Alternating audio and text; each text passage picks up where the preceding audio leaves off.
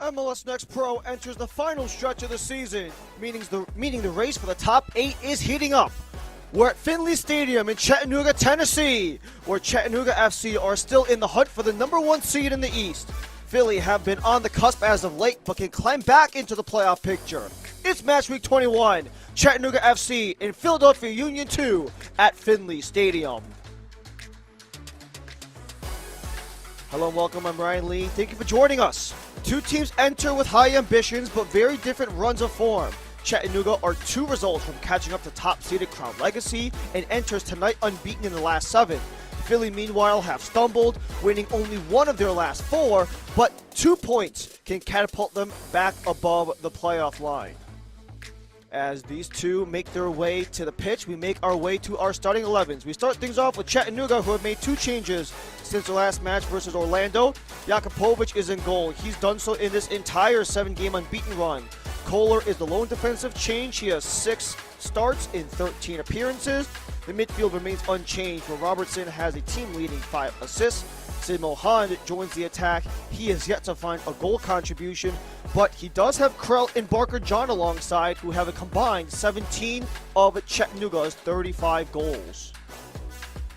Flipping things over to Philadelphia Union 2. From the last time that they played against Columbus Crew 2, they've made a trio of changes. Holbrook is between the pipes. A win gets him to 10 wins in his MLS Next Pro career. Sakara joins the midfield, pushing DePaula up into the midfield, with Ferreira being the other new addition. Both Ferreira and LeBlanc tied the team lead with 3 assists, and Jakupovic and Davis are the tandem up top. For the forward core, they'll be much needed, as Philadelphia has not had any goals in either of their last 2 matches.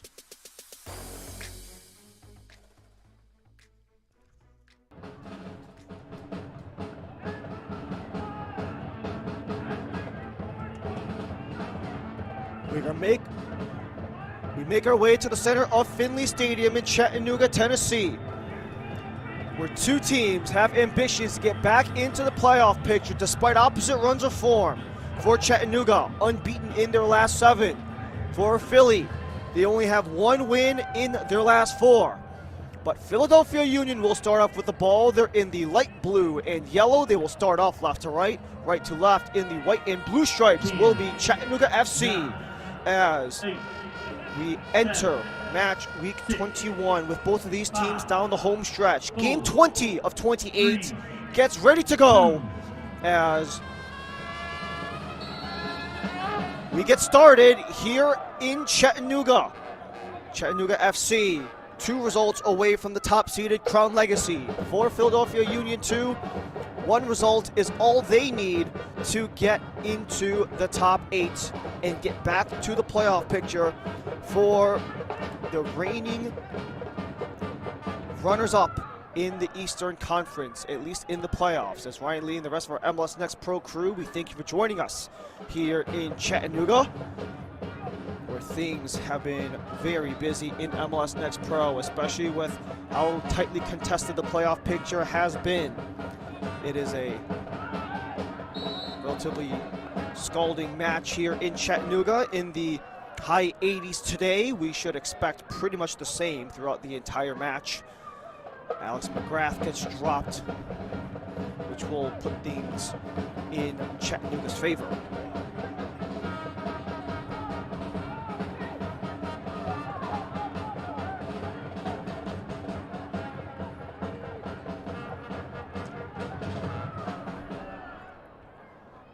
Chattanooga, as of right now, the number 5 seed in the Eastern Conference. They're 34 points.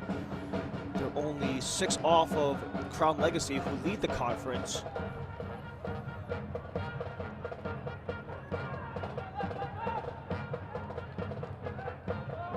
But for Chattanooga, they're also a team that haven't had a lot of wins as of late. They too only have 1 win in their last 4. But that's because the other 3 matches were draws. That's the difference of Philly's last 4 matches, where they have 1 win in their last 4, but the other 3 matches were losses. So we're not being able to chip their way up the table, unlike what Chattanooga have done.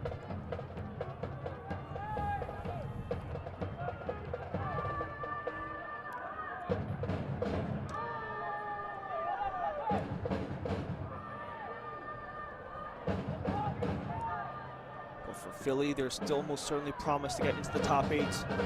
Their 26 points puts them 11th. They are still chasing that number 8 seeded NYCFC. 2 points is all that's needed to tie them. But if they want to potentially cement their place within that, the full 3 might be needed, as they would stand alone at number 8 if that were the case for Philly. This is also one of the few fortresses in MLS Next Pro. A place that Chattanooga want to come back to come playoff time, assuming that they maintain their spot, where they had their first playoff game in MLS Next Pro in this building a year ago. And they'd most certainly love to rewrite their playoff history here at Findlay, considering in that home match they lost to Huntsville.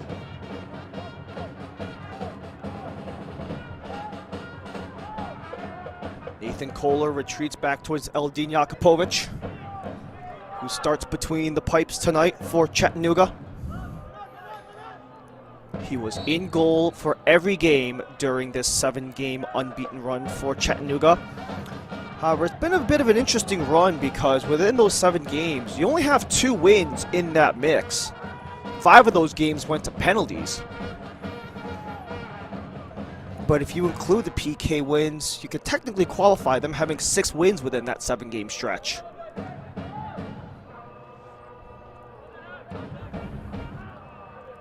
That was poked out of play from Sid Mohan, who is one of the few changes made by Richard Dixon.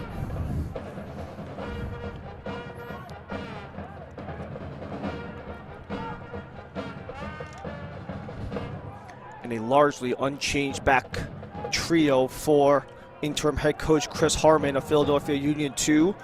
Griffin Uskategi and Sundstrom will be the defensive foundation, as all sorts of slipping and sliding right at the center stripe.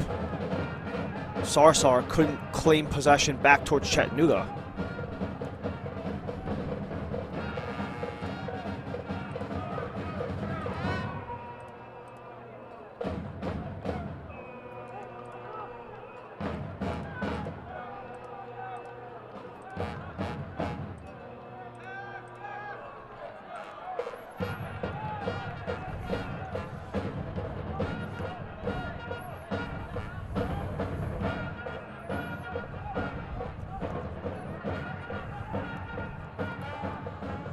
Jakupovic, pressure on Jakupovic, had to spill it out towards Sarsar. And you see Malik Jakupovic of Philadelphia really hounding on the defense of Chattanooga. And the Chattanooga keeper, Jakupovic, a turnover in front. Eddie Davis gives it a go. Great save, still loose, poked out by Philly. Still in possession as everything's getting ricocheted and deflected. Comes outside towards Sakara. He gets bodied, winning a free kick. First decision made by our head official, Igor Bish.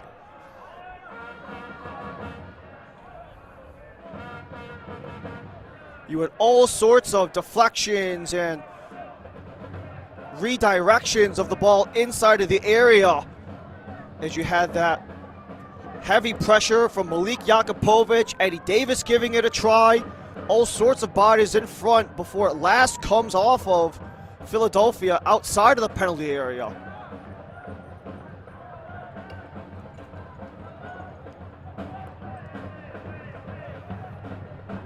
But this will allow the free kick opportunity for William Ferreira, standing alongside Kellen LeBlanc, both of whom are tied for the team lead with 3 assists apiece. It's Ferreira and LeBlanc alongside each other.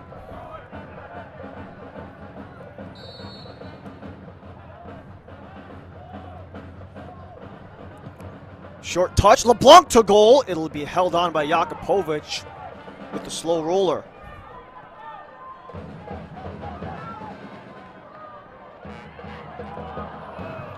Holbrook way outside of his box. Tried to eliminate the pressure created by Alex Krell. Jones up the middle. He spills it out. Sid Mohan, alone near side. Centering feed, couldn't get past Sundstrom.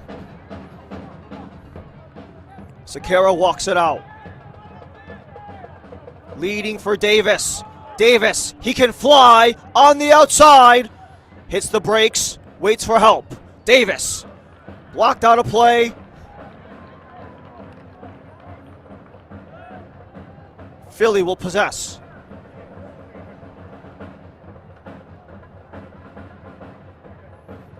You can see some of the early pressure of Philly, especially for an offense that has not been able to really cook in quantity. They are within the bottom 10 in both shots attempted, and they are bottom 3 in shots on goal, but they have been on the forefront so far in the opening 8.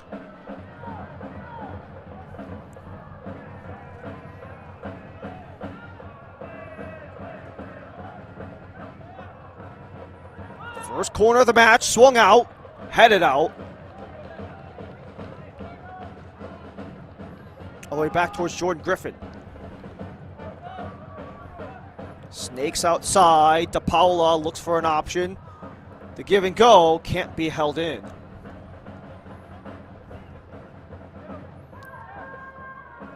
A Philly Union 2 side, I'm sure, are chomping at the bit to get back in form, considering they are coming off of a 2-0 shutout loss on the road to Columbus.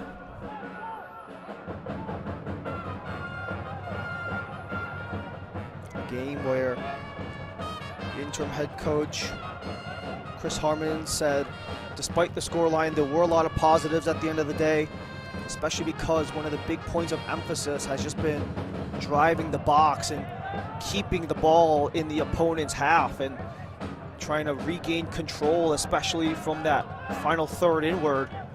They have most certainly been able to do so far today. 2 shots attempted, both on goal. Dislodged. McGrath couldn't get past Griffin. Out of play.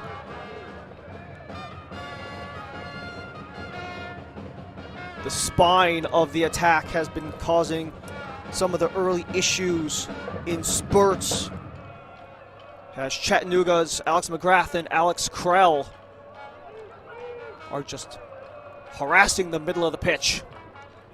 Chopped down by Krell. Sorensen will keep it for Chattanooga.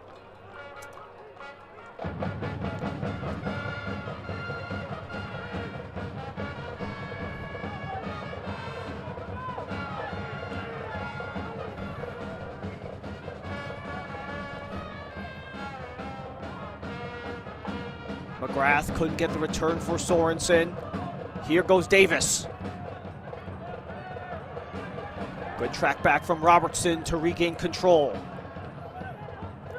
Poked in space. LeBlanc wants to lead it. Jakupovic cuts off Jakupovic. We'll be hearing those two most likely a lot with Malik Jakupovic, one of the most promising young offensive prospects for Philly,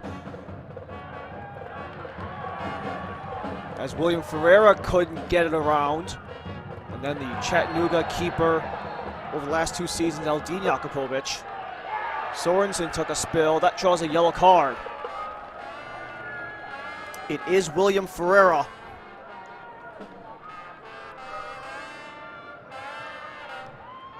The referee has issued a yellow card caution.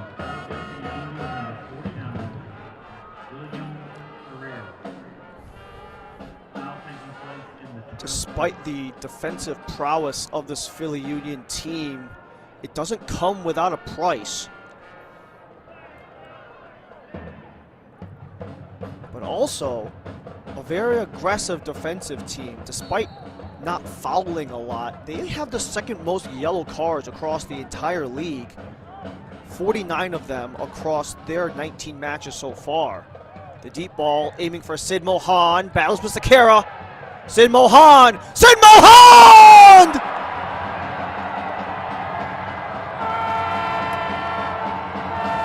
He won the battle! Got his first goal! It puts CFC up 1-0! Chattanooga FC's goal. Scored by number 11, Sid Mohan, in the 13th minute.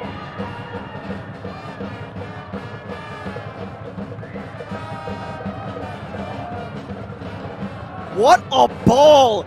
Just trying to go deep, utilizing the speed of Amzeon Sid Mohan. Got past Sakara, back on his feet, let it fly, top right corner. And what a way to get your first goal in MLS Next Pro.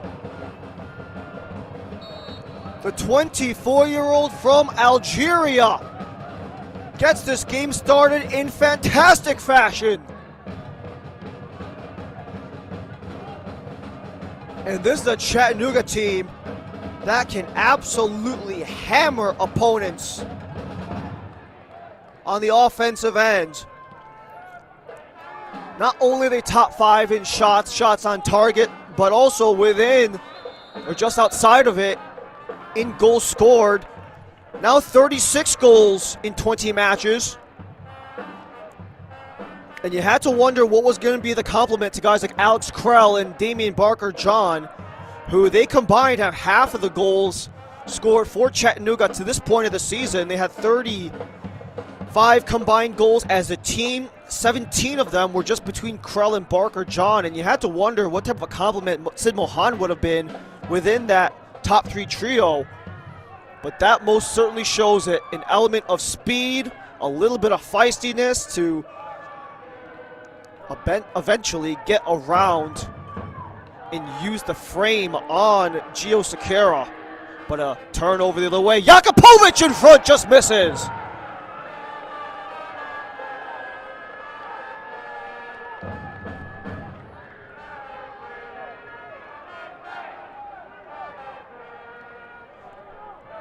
Malik Jakupovic down in front. He has been a Philly Union lifer, essentially. Now 17, or just turned it about a month ago, as of a month ago yesterday, to be specific. He's been with the Union's academy since he was 14, and has just had all sorts of back and forth between the academy, the second team, and the first team. And right after Sid Mohan beats out Sakara for what would eventually be the opening goal, that time he's able to draw the foul on Sakara.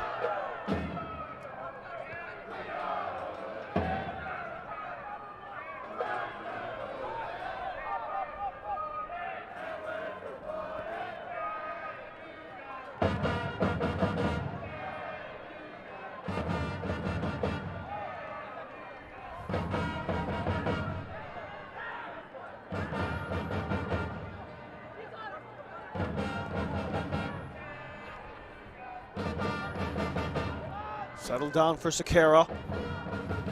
Up the gut, Davis. Leaves it behind. Wanted the return for Davis. Jakupovic in the battle. Makes his way around for William Ferreira. Ferreira, edge of the box. Can't dance through the D. And McGrath is the last man back. Damian Barker-John, what a career season he's having at age 21. Already a career-high 6 goals to this point of the season. And across his 2+ seasons prior in Next Pro, he's already gotten his career-high total, which actually surpasses the amount he scored across the first 2 seasons. 6 goals combined in 24-25 and 6 alone this year for Damian Barker-John, who starts as the right side forward.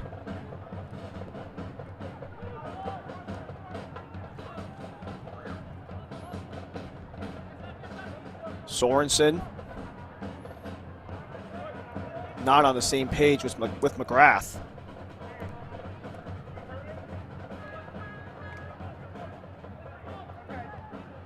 LeBlanc leaves it. Sakara along the line, but held on by Jakupovic. Support for tonight's match comes for Erlanger, proud to be the exclusive healthcare provider of Chattanooga Football Club.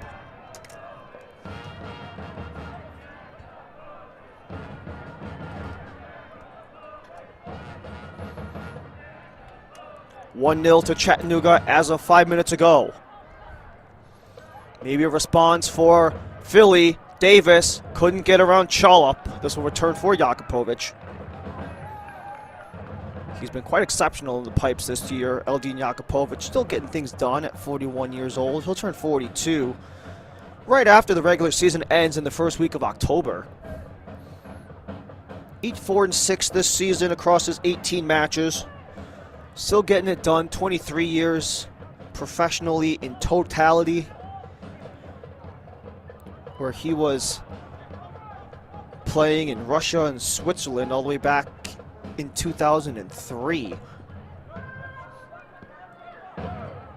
And he was within those two countries primarily for about 7 years, back and forth between Russia and Switzerland.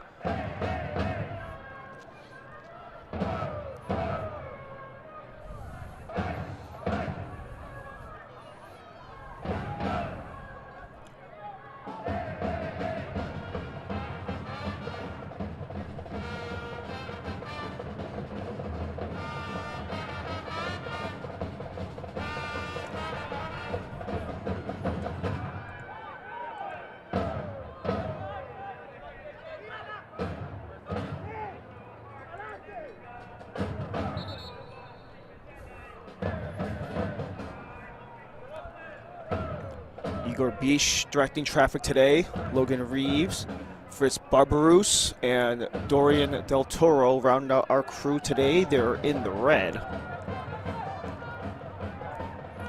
However, these are two teams who don't necessarily have a lot of fouls against them. But also you have two completely opposite ends of the spectrum also.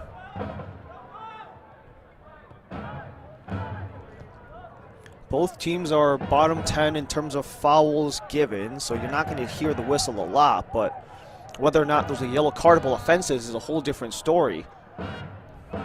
Because for Philly, despite having the second fewest fouls, have the second most yellow cards, and for Chattanooga, at least they're relatively consistent in that department.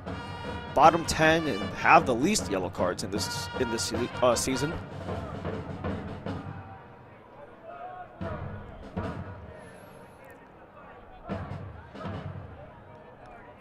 We'll have to play some disciplined football here as it's Ferreira and LeBlanc again.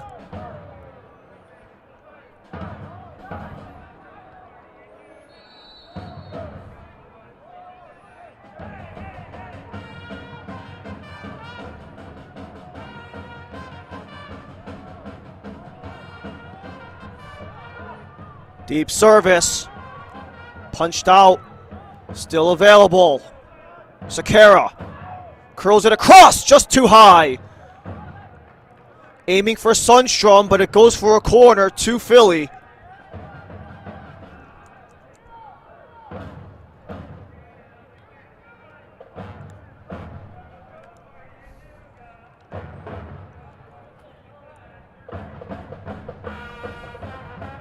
Second time Philly's been in the corner.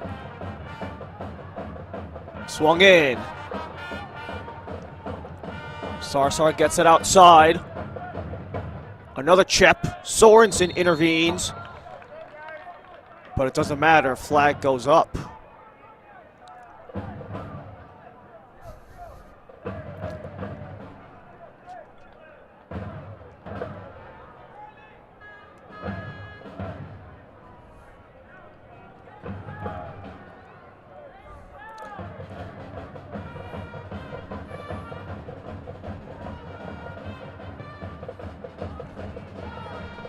Good news for Chattanooga. They've been on a pretty consistent train so far. Unlike Philly Union, who came into this match scoreless across their last two games, which were the last time out versus Columbus. And even had a shutout win, actually, against Huntsville, where they beat Huntsville in PKs.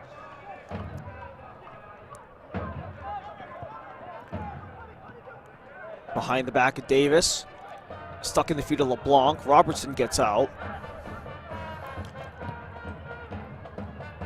Chattanooga just continued to chip away.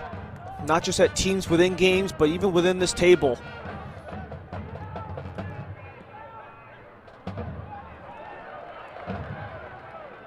Chollop joins the play on the outside with Robertson. Leading the way for Barker John. Spins back. Barker John to goal. Goes for the chip, but well missed.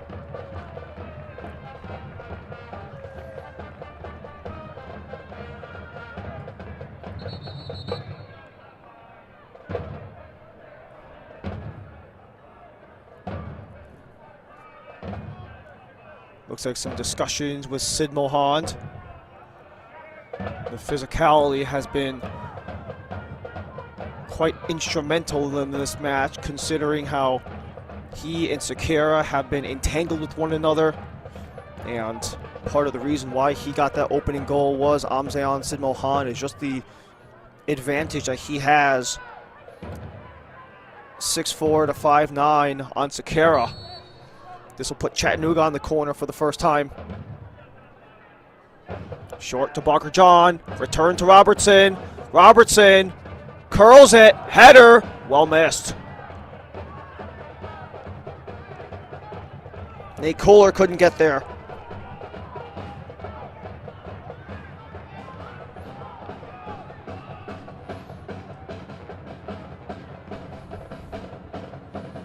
There was a possibility of all sorts of changes with Chattanooga, especially because they have been finding ways to get a little more consistent, especially when it came to their chance creation. And just trying to find a way to create a handful of big chances every single game, but not just to create them, but to maximize on them, capitalize on them, maybe get one or two more per match and watch that type of production escalate as the remainder of the season goes on, especially when you consider once, assuming they stay in the top 8, the caliber of opponents they'll have to face will only increase from here, and then you add in the element of desperation for points, playoff chases, trying to stay in, and what type of element that can add as well. Sorensen. Too high for Chollop. Kohler and Sarsar, the last two back. DePaula looking for Davis. Sarsar takes over for Chattanooga. 25 minutes in, 1-0. Anzayan Sid Mohand in the 12th. Here's LeBlanc on Kohler. LeBlanc's cross gets blocked. Their third corner.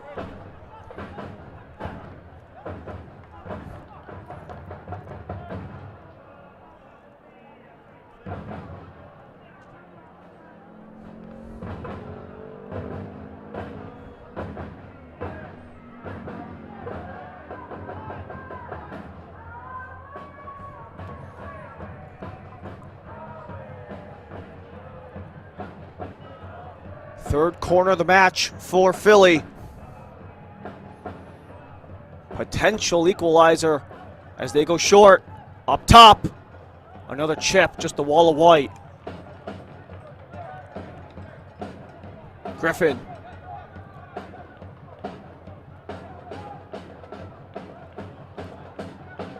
They'll stay on the far side before they get all sorts of harassment from Chattanooga's defense.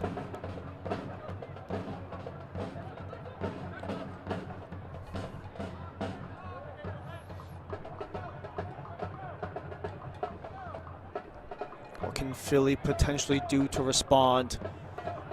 Of the 10 games they've conceded first, they've lost 7 of them. Especially for Chattanooga, who have been a little more apt to shut teams down and try to keep their scoreline at a minimum. Considering the last handful of matches they had, they drew 1-1 to Orlando, drew 1-1 to Carolina, and beat Inter Miami 1-0.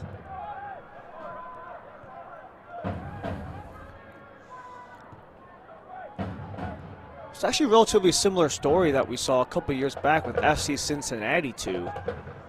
where they just kept getting games to PKs, just getting that 1 or 2 points per match. Not really winning games, but at the same time in this league, avoiding losing games can be just as important. LeBlanc from well deep and well over the bar. Trying to give it a try for what could have potentially been his second goal of the season, just not quite there for the USA U18 International. Got called up this past March.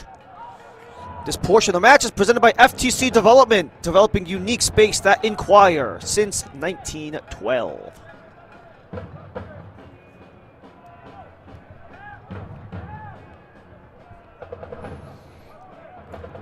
The first and only meeting between Chattanooga and Philadelphia. 3 times these two have met before. However, the last 2 matches have gone to penalties between these two. And it was actually a thriller the last time these two played, July of 2025.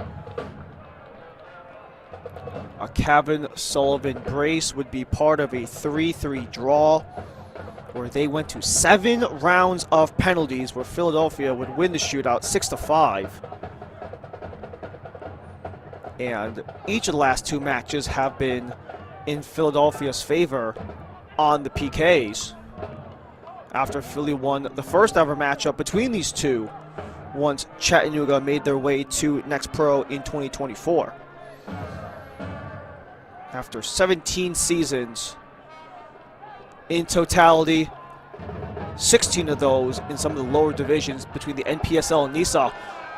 Quick thinking from Holbrook as Sid Mohan was bearing down. You saw in that first goal, Sid Mohan, that he has a set of wheels on him. And Holbrook not taking any chances there. He has yet to make a save in this match. Pierce Holbrook, only the 1 shot on target for CFC. Despite Chattanooga leading on the scoreboard, it's been a lot of Philly in the possession game. Sid Mohan works on Sakira again, and this will be a free kick for Chattanooga.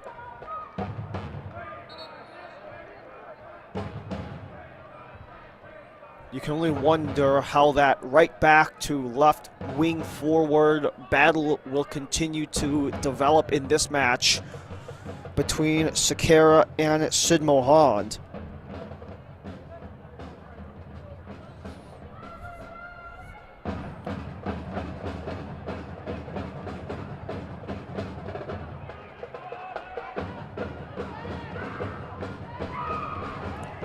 We do have Tate Robertson standing over it.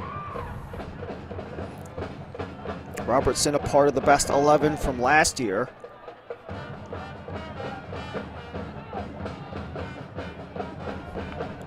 His single season team record of 10 assists last year and 19 total goal contributions led the team in 2025.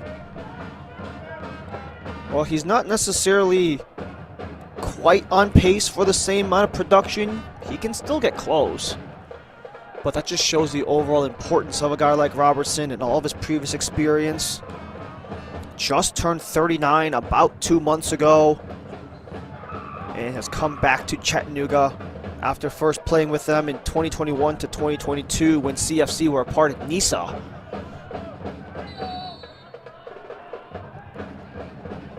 Robertson to take.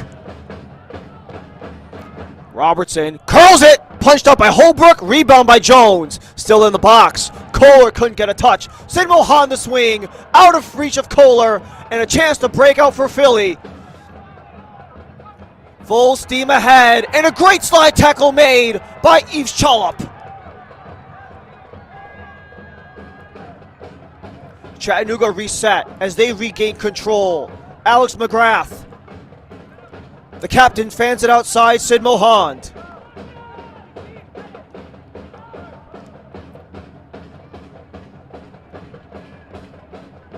Robertson will slow things down with Isaiah Jones in the middle, the former Nashville product.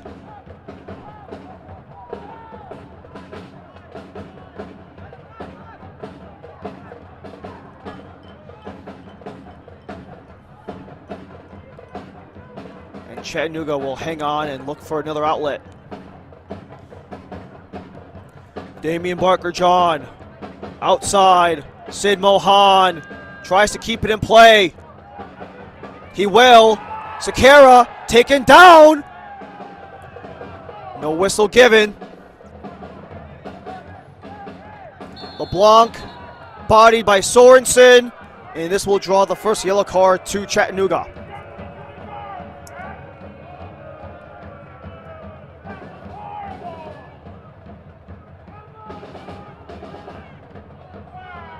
The referee has issued a yellow card caution to CFC's number 13, Anthony Sorensen, in the 36th minute.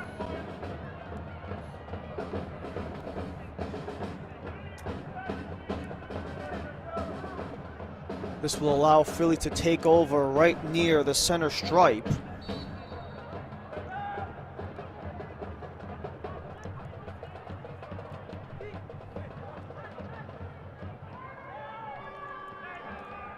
Philly Union just really trying to stick with what was already in place, especially after the overall organizational shift at the end of May, where Bradley Carnell was let go from the first team, which actually brought Ryan Richter up from the second team head coach to the first team head coach, allowing Chris Harmon to fill in Coach Richter's role.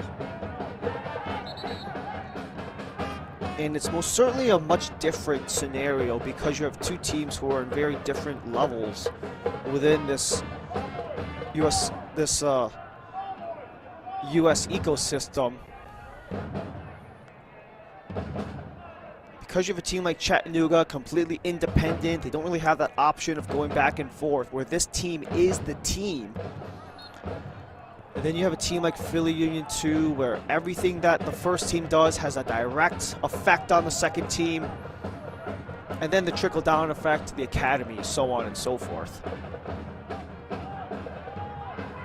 Loose ball, Krell on the prowl, but draws the whistle instead.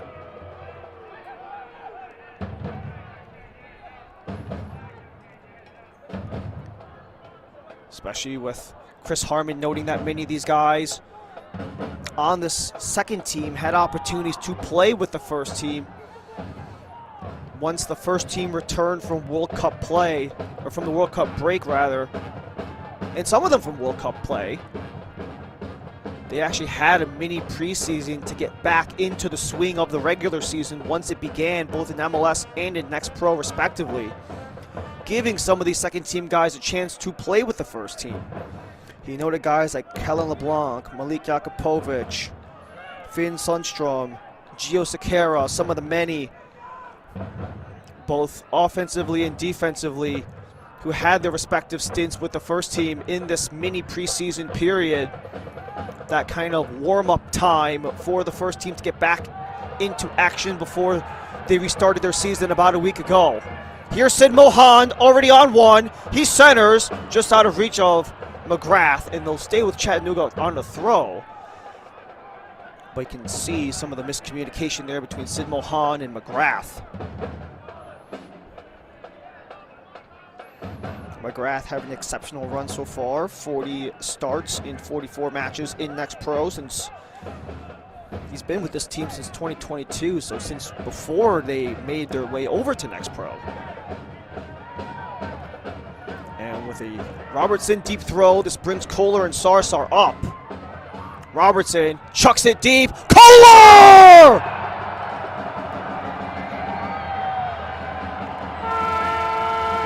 Chattanooga double down as Nate Kohler nods it in, and the header has put CFC up 2-0.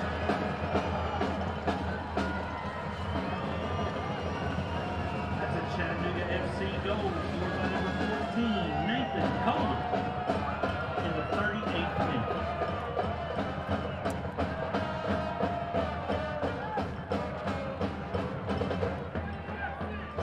What a dead ball play this is. Tate Robertson just chucks it into the box, looking for a head. And you have all the reach, all the verticality of the 6'2", Nathan Kohler from the center back slot. His first goal of the season.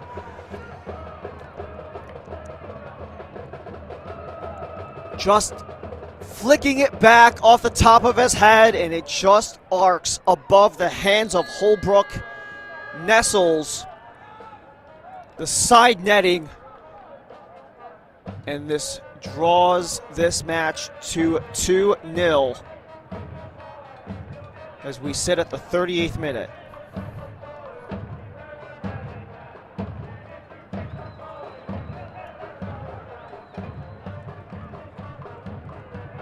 There's still no credited assist on the Sid Mohan goal, as this one's curled in, header, and just over.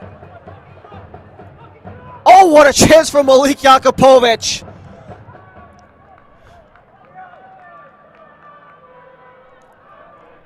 We talked about the last time these two played, July of last year. Malik Jakupovic actually scored a goal in that match. Only 2 goal scorers for Philly. Kevin Sullivan and Malik Jakupovic being the other. You have to imagine that Tate Robertson could get an assist credit on the Kohler goal, as there was no assisted credit on the Sid Mohan goal.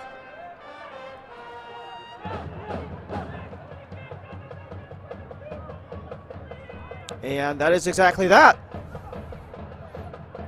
Nathan Kohler, second goal. Assist to Tate Robertson, extending his team lead 6 assists.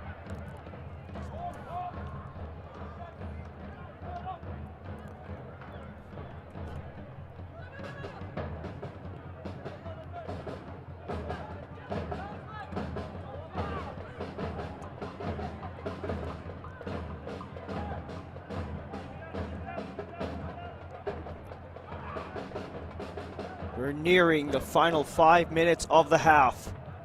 Chattanooga 2, Philadelphia 0. Chattanooga still have their eyes set at the top of the Eastern Conference table. Prior to the match beginning, they were 6 points behind Crown Legacy. And assuming they hold on to this lead, they could catapult themselves within the top 3. Sending it through for Griffin. Philly backs up. Tried to slither across Mendoza.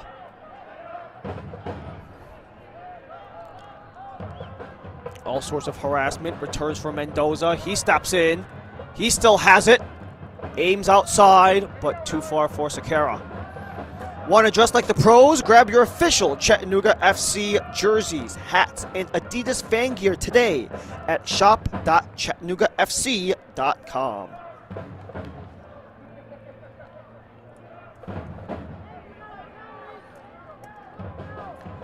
Sid Mohan in the 12th. Kohler from Robertson on the header in the 38th.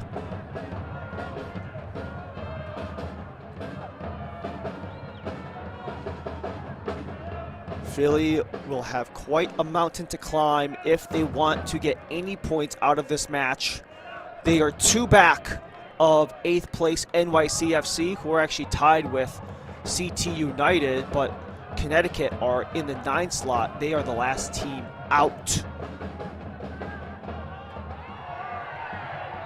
And that's an aggressive tackle on the far side. Krell is down. That was Mendoza who charged in. And that is not what you want to see if you are Chattanooga.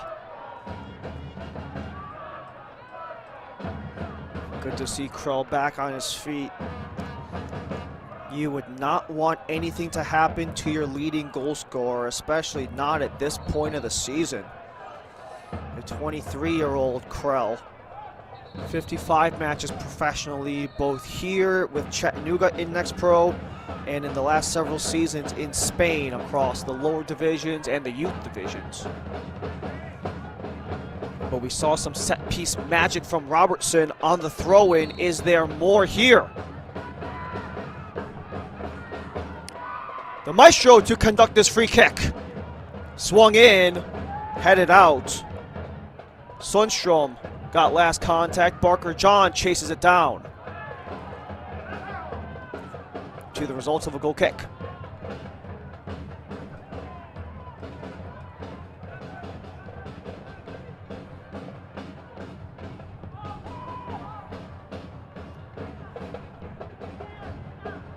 You have quite a gap of experience between a lot of these Philly players and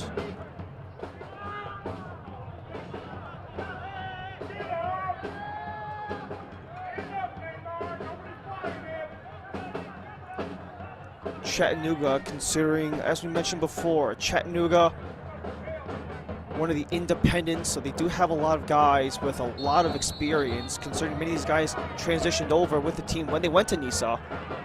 And after that last foul, some of the battling back and forth with Sid Mohan, and especially the physicality that Gio Sakira has provided, enough has finally been enough where Sakira has made his way into the book. Gio Sakira, that's already 8 yellow cards, by the way. We haven't seen too many reds from Philly. Only the one from Cel Olivas. And that was a couple weeks back.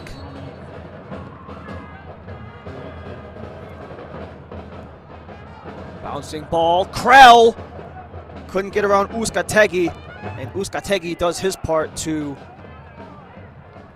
wall off the potential of an Alex Krell touch and make way for Pierce Holbrook.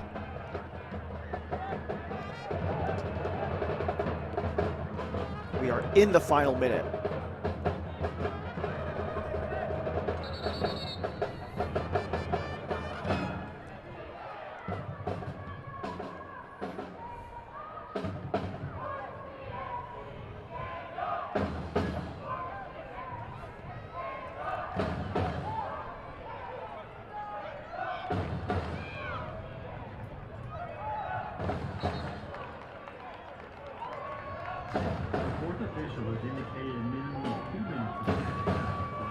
It's been a pretty free-flowing first half so far, only 2 minutes added on. And one thing we have not talked about at all in this game, and something that does tend to play its role, despite it being completely out of anyone's control, the matter of the direction of the sun. You can see it in the shadows, especially on the players. Sun is beaming from right to left, in Philly's face to Chattanooga's back. How much can vision be a part of that equation going down the line, especially when Philly has that sun advantage in the second half, where they have a potential opportunity to chip away at this lead, maybe force some penalties, maybe the opportunity to get some points.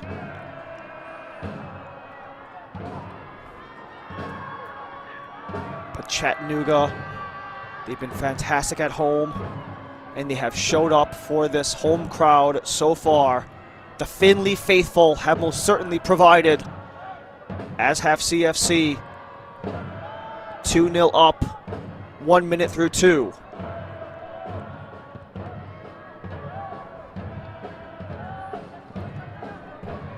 CFC, by the way, 6 wins, 2 draws, 2 losses when here at Findlay.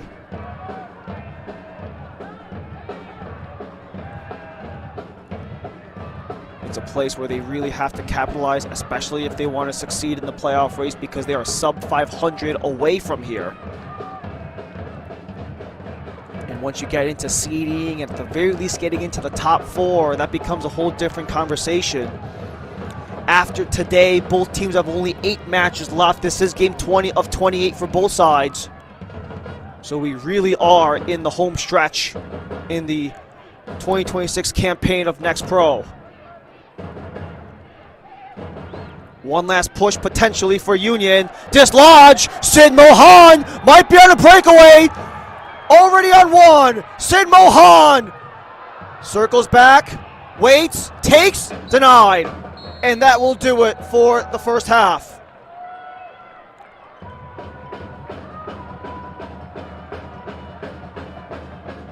What a first half it was here at Finley, as Chattanooga FC flexing their muscles at home to a 2-0 lead as we enter the break. Coming up at the half, we get you set for MLS All-Star Week, including the return of Goalie Wars, plus highlights when we come back.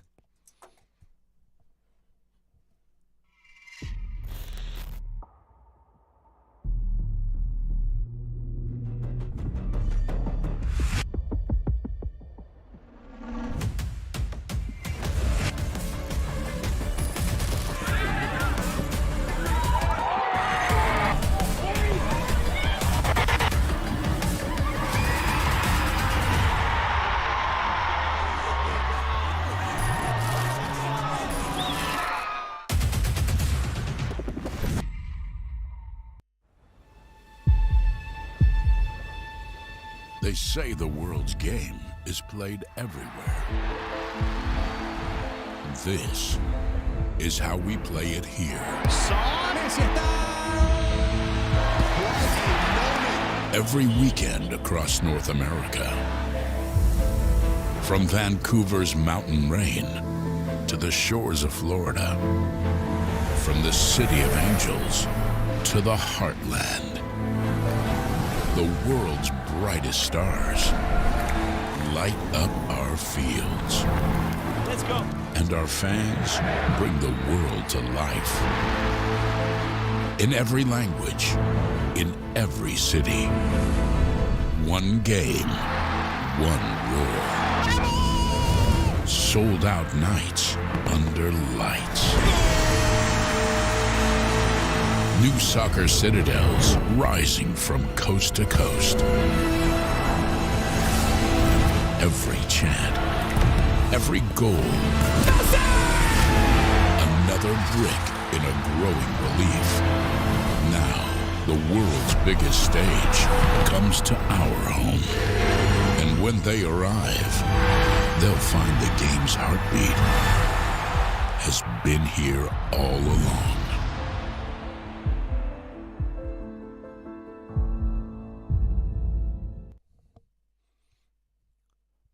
Back in Chattanooga, where CFC have the 2-0 lead on Philly Union 2, as in Next Pro, some of the alum have most certainly made their way up, as Red Bull New York's Julian Hall has been named to MLS All-Star Weekend next week in Charlotte, as we take a look back at his path of one of the new rising stars.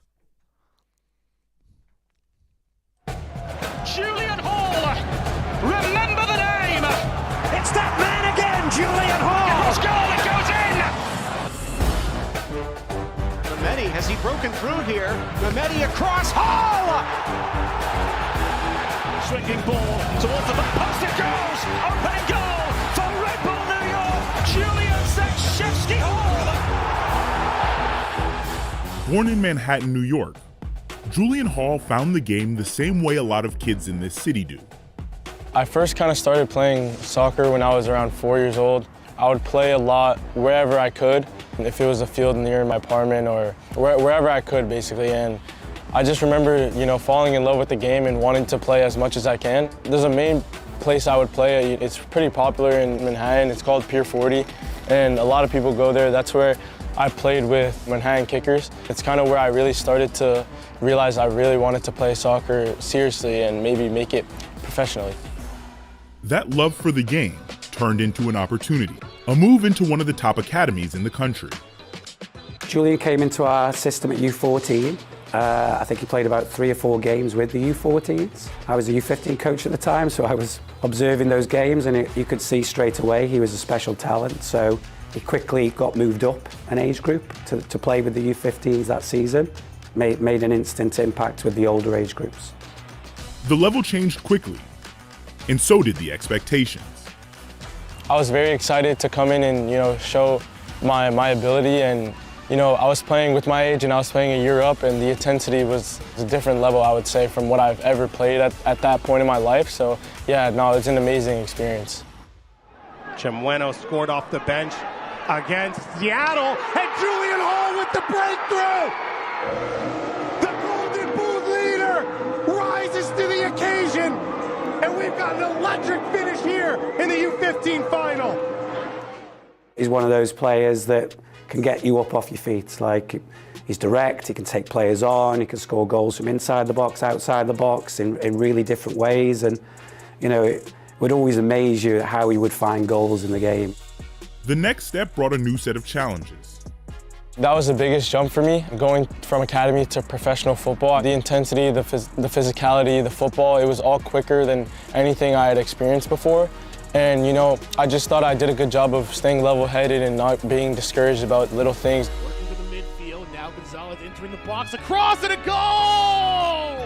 Julian Hall puts the Red Bulls 2 on the board. I was lucky to be coached by Ibrahim Sakaya, and Bradley Wright Phillips was there a lot of the time as well. They did a good job of helping me progress and helping me not get discouraged and keep going every single day and working hard. The coaching staff really, you know, mended me very well. Like, he's always striving to try and get better at something within games and training.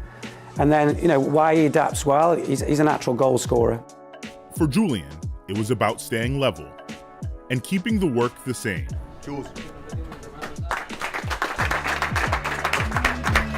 When you go to a professional environment, if you're doing the most amount of work and you're clearly working harder than everyone else, it stands out to a lot of people, and that can be something that separates you from everyone else. If you're a hard worker, that could get you to a lot of places, and I think that's just something that established me when I first came into the first team.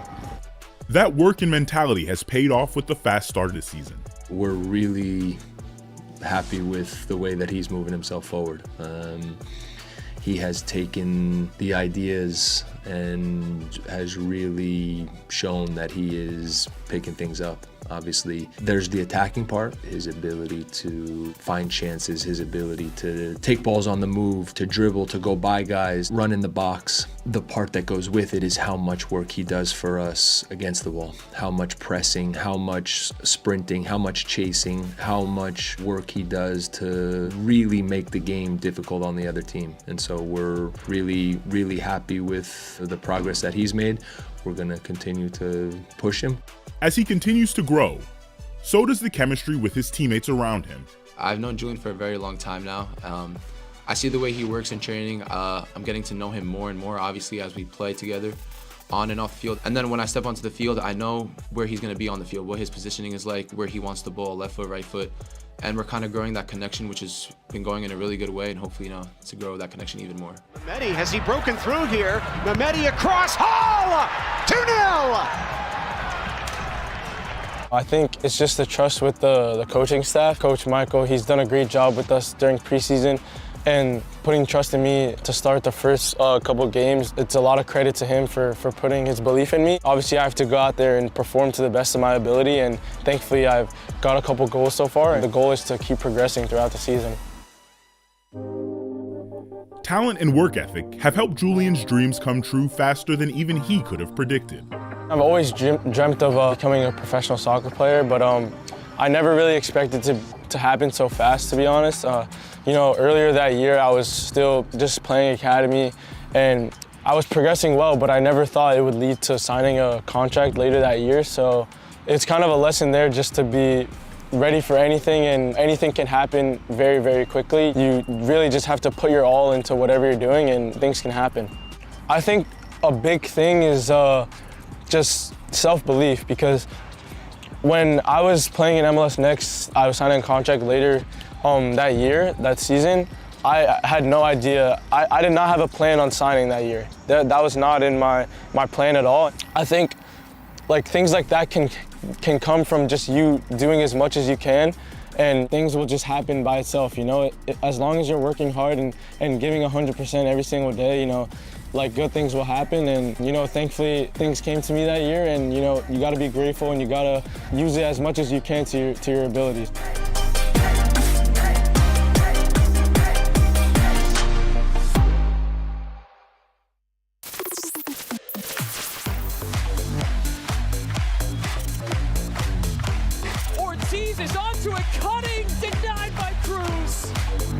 And an amazing save by Pedro Cruz.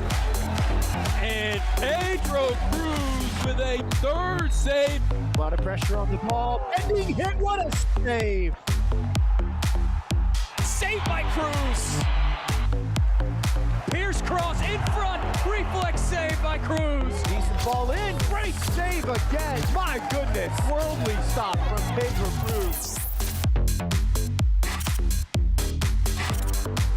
Marker John for the equalizer. Stop. And saved by Mackey. McGrath stopped by Will Mackey. Now sends one in. Oh, Mackey! How did he do it? Sliding it across.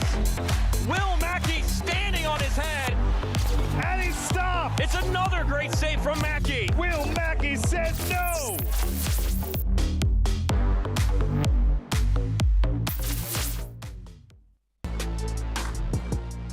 Huntsville's Will Mackey and Houston's Pedro Cruz will be there. Will you? Goalie Wars presented by Old Spice returns as part of All-Star Skills Challenge presented by AT&T July 28th. We also must mention that multiple Next Pro alums will be available to take the field in the 2026 MLS All-Star Game presented by Chime July 29th from Charlotte.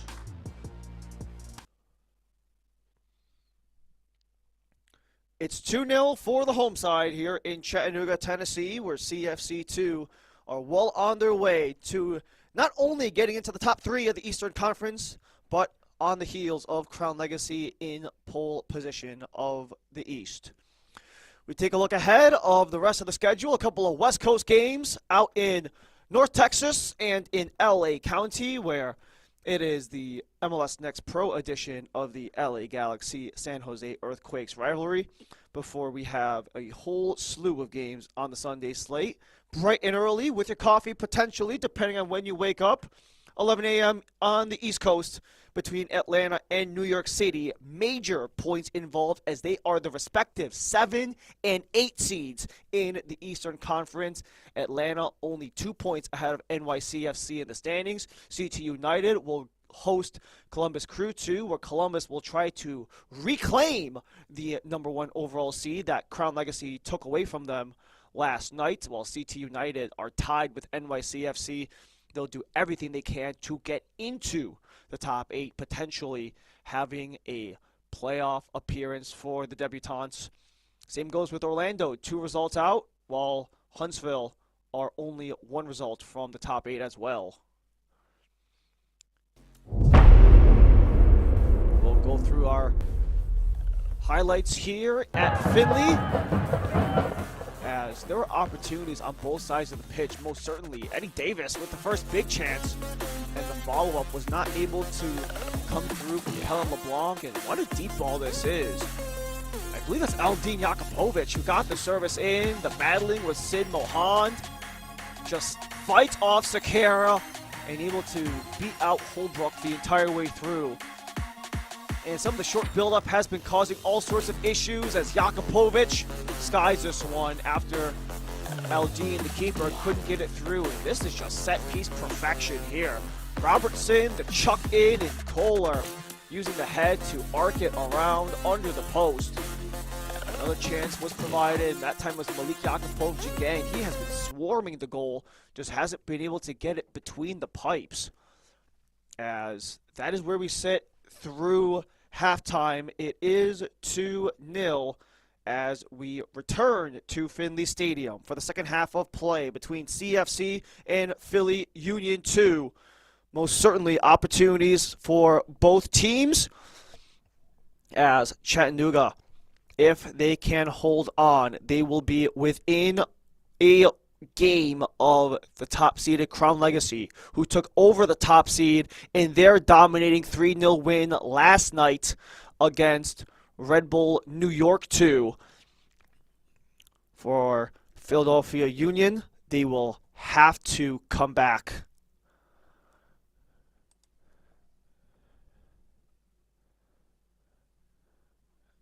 Looks like a substitution might be coming in place also for Chattanooga.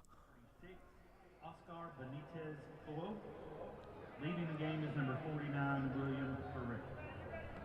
For the CFC, entering the game is number 10, Daniel Mongarov. And leaving the game is number 11, Sid Mosley. We flip ends of the pitch. Chattanooga will be in the white and blue. They'll start things off. Left to right, going right to left in the light blue and yellow will be Philadelphia Union 2. As Ryan Lee and our entire MLS Next Pro broadcast crew, we thank you for joining us once again here at Finley Stadium in Chattanooga, Tennessee. And some quick offense began the first half. How about same goes for the second? Eddie Davis inside the area. Davis tried to slide it through, but it does glance off a defender, which will put Philly at the corner flag for the fourth time today.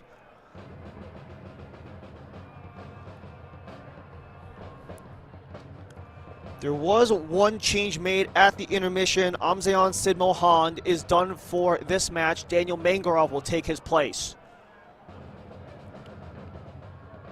Short feed, top of the box. Sakara from deep, blocked in front. Rebound try, blocked again. A potential breakout for Chattanooga if they hurry. Eves Challup, the middle for Barker John. Outside for Mangarov. Mangarov back inside. Barker John, he scores!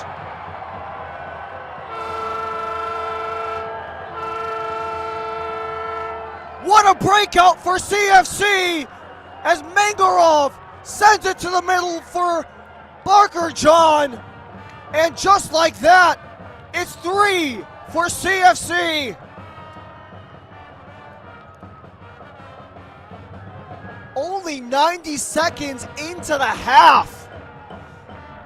Some of the offensive opportunities and the defense doing its work to block off Philadelphia on one end sends Chattanooga all the way on the other, extending his career high.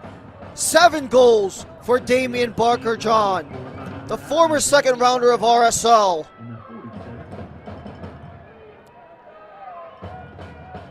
And what a way for Daniel Mangarov to make his immediate impact on the team. He should be credited with the assist on that goal, and assuming he does, that would be 5, which would be a tie for a team high with Tate Robertson.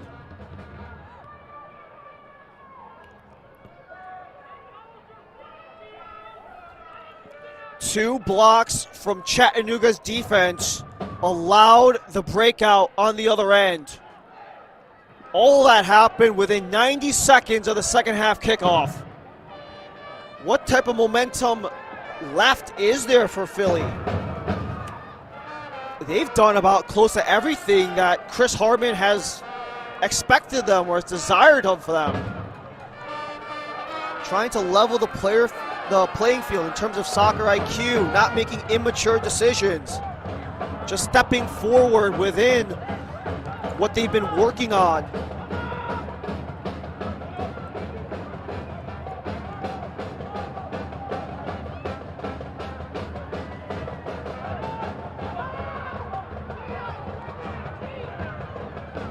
Turnover, Jakupovic out the scramble. Jakupovic just misses. Chris Hardman did talk about the need to look out on transition, but that was actually on the offensive end.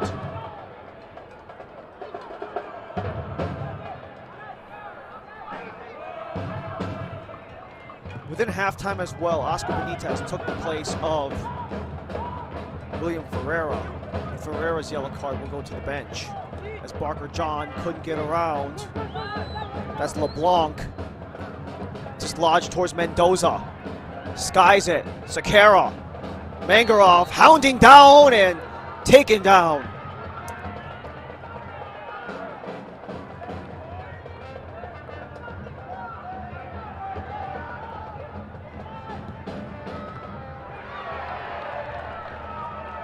Another try, doesn't get through. It does stay with Philly though.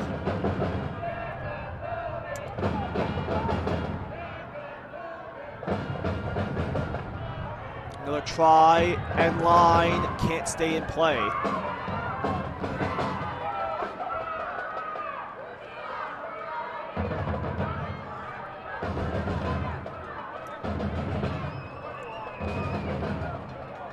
Opening 5 minutes of the second half, already an extra goal to be added since we went to the locker room 2-0. Damian Barker-John extends his career-high 7th.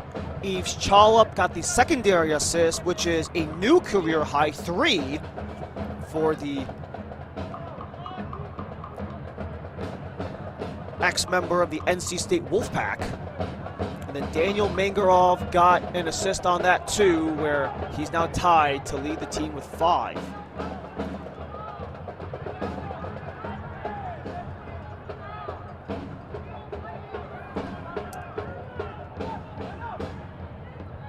Into the middle, too high for Jakupovic. Chalop on the other end.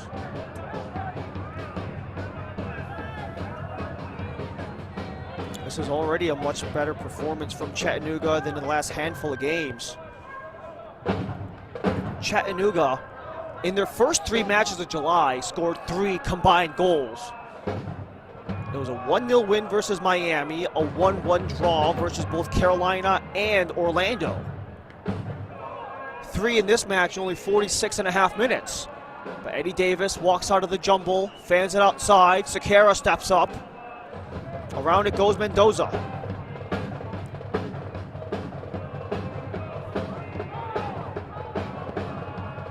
And for Philly, things have just gone somewhat from bad to worse, considering they had been shut out the last 2 matches.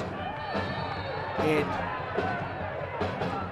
if you stretch it out, they've actually been shut out in 3 of their last 4 matches, as Igor Bish forced to intervene. Officiating crew in the red, Logan Reeves, Fritz Barbarouse, and Dorian Del Toro.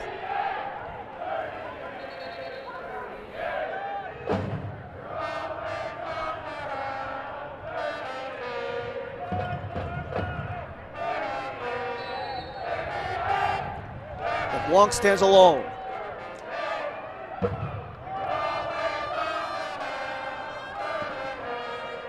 LeBlanc, headed, scores! But offside. Benitez was offside. Just when it looked like he had his first goal of the season, the flag comes up on Oscar Benitez. Jakupovic goes quick. Has a man on the break. Too far for Mangarov.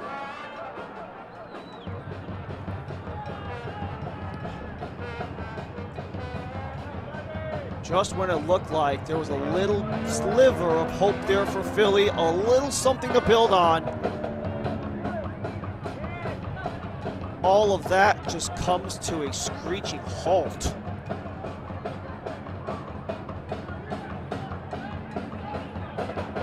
A team in Philly Union that have just had all sorts of offensive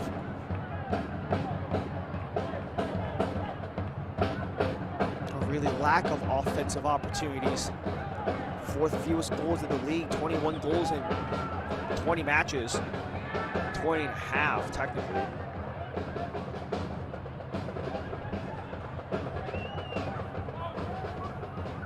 Deep throw could help them.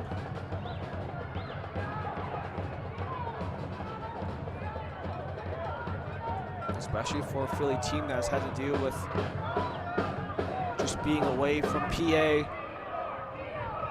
First team hosting Seattle. Leading for Sequeira. Robertson watches that one flutter out of play.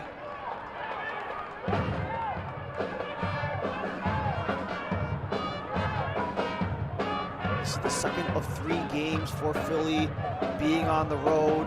Just came from Columbus to go to Chattanooga, and they are in the Big Apple, where NYCFC await them at Belson Stadium.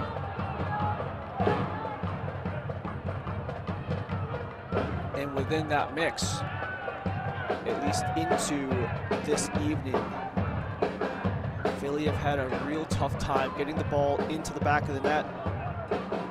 Lost to Columbus Crew 2-0 shutout draw versus Huntsville, where Philly did at the very least win in penalties on that match. They had a dominating 4-0 win against New England. But right before that dominating 4-0 win against New England, they got absolutely roundhoused by Red Bull, 5-0. So it's been most certainly tough sledding for Union 2. 10 minutes into the second half. What is there to build on potentially? Eddie Davis couldn't keep it in play.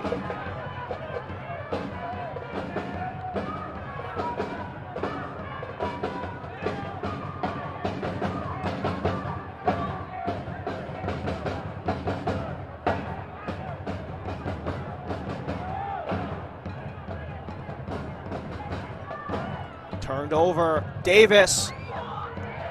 Didn't get enough of that, and that's an easy save for Jakupovic. Especially with so much experience from him. The next pro goalkeeper of the year in 2025, and Muscategi just barrels over Alex Krell. Not the first time Krell's gone down. Krell's been on a nice run too as of late. 2 goals in the last 3 matches, including against Carolina Core, the lone goal in that 1-1 draw.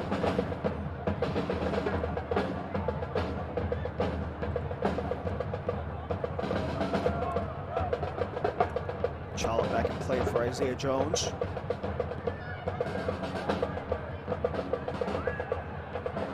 What a flick. Robertson settles it down.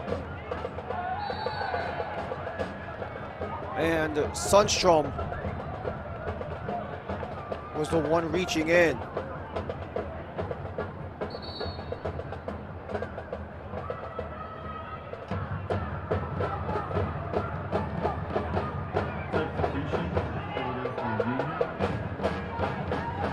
So a change up top for interim head coach Chris Harmon, as Sal Olivas will come into the match to replace Malik Jakupovic. Unfortunate that we couldn't see any sort of Jakupovic on Jakupovic battles throughout this match, as Malik had a couple of tries but missed the net completely on pretty much all of them.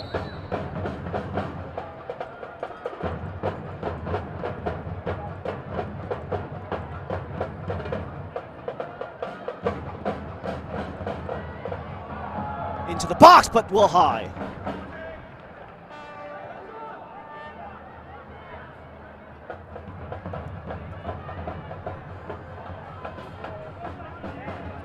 Tonight's match is brought to you by Vibrant Meals. Chef-prepared meals ready in 3 minutes. Voted Tennessee's favorites.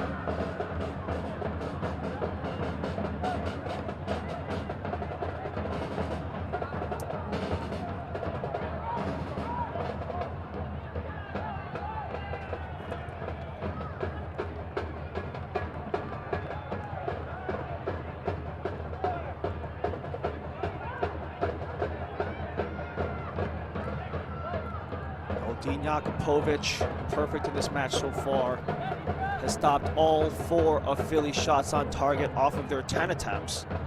Despite some of the early advantage in this match, Chattanooga has caught up. Of Philly's 10 attempts, 4 were on target for Chattanooga, 3 on target from 9 total attempts. Attempted poke in the middle, Krell.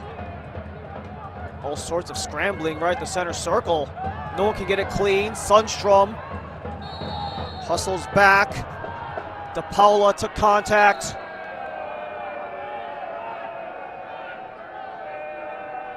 And you had all sorts of potential commotion in the box with the slide tackle from Sundstrom and just barrage of bodies in the center circle. And eventually, the whistle against Chattanooga will draw the ire of the home crowd.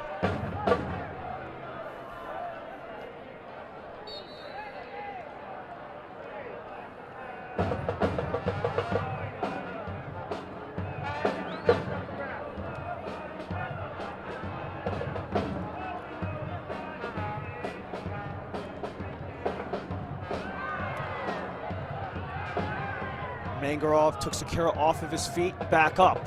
Has help on the outside, including the fresh substitute, Olivas. Griffin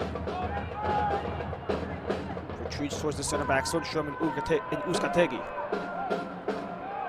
We're at the hour. It's 3-0 for Chattanooga. Sakura pump fakes. Mendoza's back. His 10th appearance in Next Pro today. Starting in the last 5 straight for Mendoza. So he gets it back again for the 17-year-old.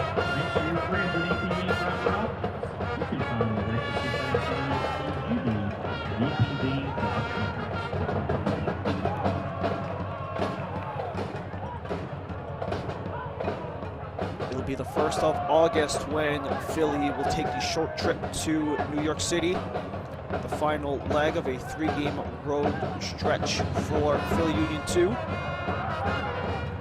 Chattanooga, a very interesting task ahead with Inter Miami 2, who finally got their first win of the regular season, beating Toronto earlier in the afternoon. Could Miami potentially build off of that? Kohler using the head. He did so for a goal in the first half, but that time for a block. Krell grappled, centers. Nice give and go with McGrath. Here's Alex Krell. Works on the wing. Krell to the middle, but hits the hands of Holbrook.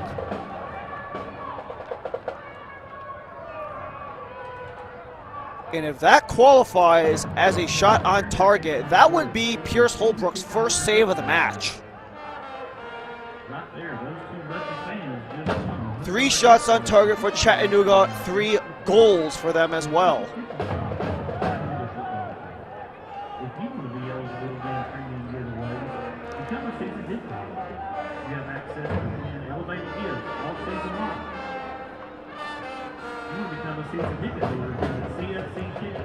A very dichotomous result so far for Holbrook and Philly, considering the last time that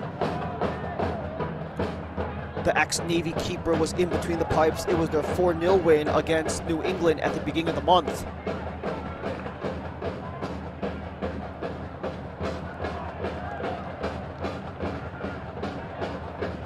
And that just went straight out of play.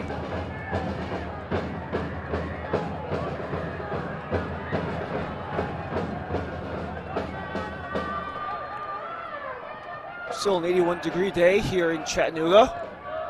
It's been pretty cloudy all day. No real wind to speak of, which is all you can ask for.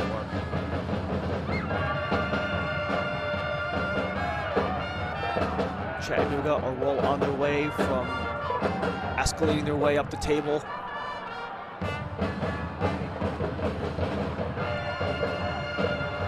Olivas leading the way. Sakura back across, too high. LeBlanc seemed to be the target. Barker John. Mendoza draped all over. Has an escape route. Mangarov.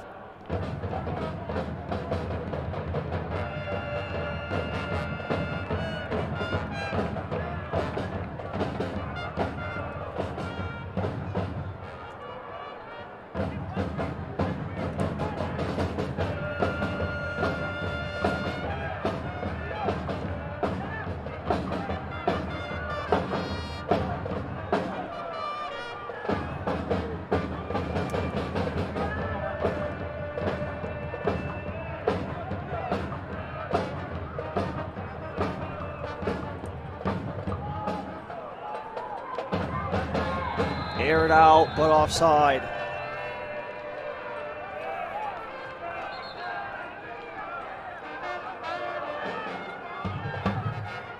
This is where Philly will make their 3rd change of the night.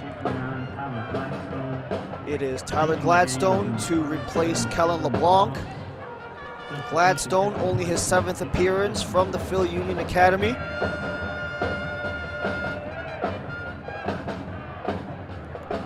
Just turned 17 at the beginning of the month.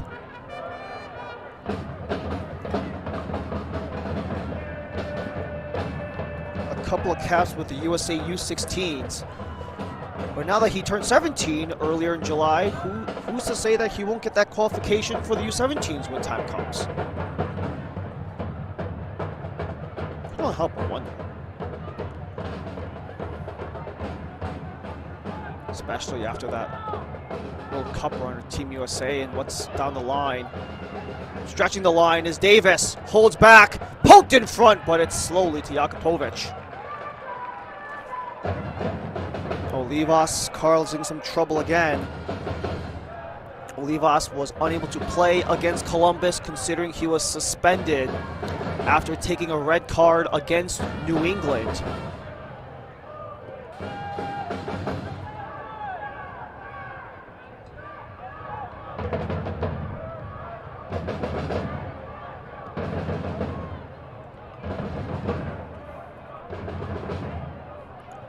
Olivas almost had that chance at that first goal contribution of the season.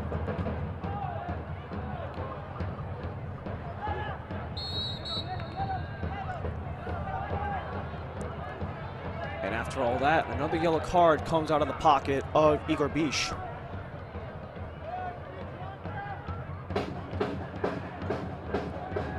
referee has issued a yellow card caution to CFC's number 2, Yi Chai, number 67.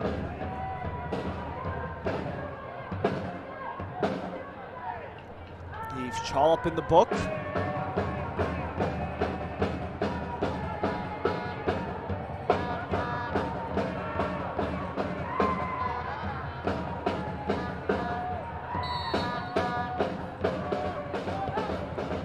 It's Gladstone, the substitute, but he does not deliver this one on the money.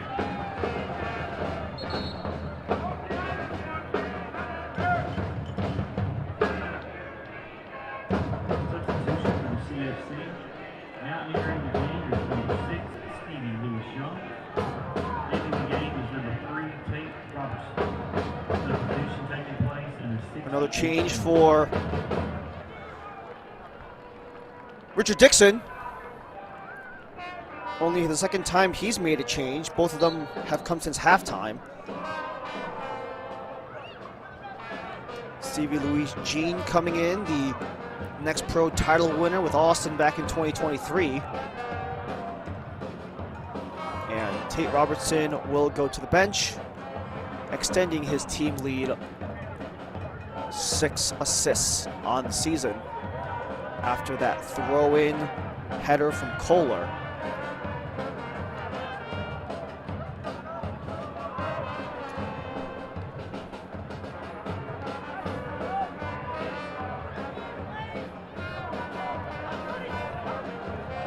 Philly working outside. Gladstone back in the middle, deflecting around. Touched by Davis, still loose. Jakupovic is out. And it comes for a corner to Philly. 5th of the match, 2nd of the half.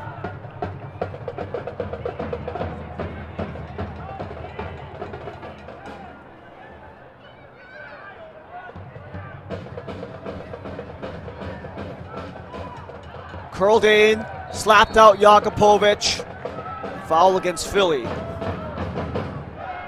And that's really one of the unfortunate things about Philly Union all season long is that it's not just like what we mentioned before where Philly don't necessarily get that quantity of chances, and in doing so, not as many goals as maybe they would have liked. But also, when they have one of the lowest shooting percentages in the league, that most certainly makes that task even harder on yourselves than it can be. It's one thing if you get a lot of quantity, but you don't get a lot of quality. It's another thing when you don't have a lot of quantity or quality. Take that against Chattanooga, where they are one of the top offensive teams in terms of the quantity of shots, the quantity on target, even the percentage of them that are within the frame. They're top 10 in that department also. They can just pepper teams and take the most of it like they can. Maybe again, it does not because it got deflected on the way out. Only the second time CFC will hit the corner.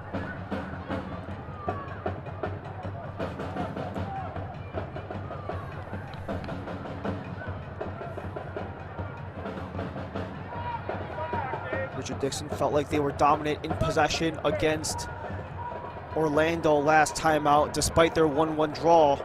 I'm sure he'll feel much more favorable after tonight.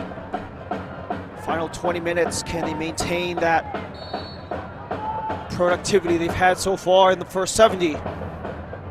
Curled in, Davis got the touch. Back in the box, Sarsar reaches, as does Holbrook. However, Holbrook actually gets a grasp on it.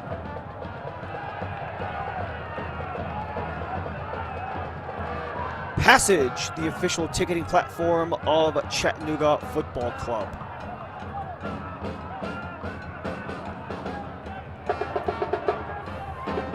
Olivas leading the way. He's got Davis. Olivas just misses.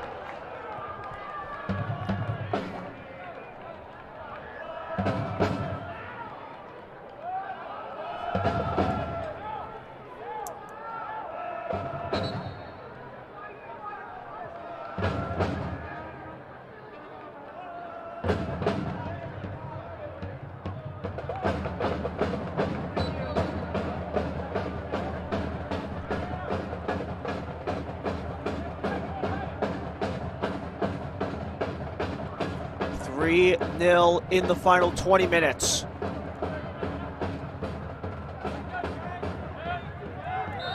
Amzeon Sid Mohan in the 12th. Nathan Kohler on a header from a Tate Robertson throw-in.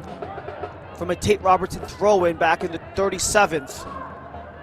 And 90 seconds after halftime, Damian Barker-John from Daniel Mangarov. That is where we sit. Mangarov goes quick, looking for a lane was Alex Krell, but he couldn't get around Finn Sundstrom.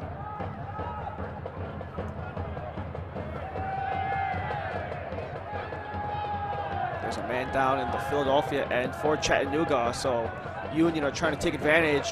Gladstone.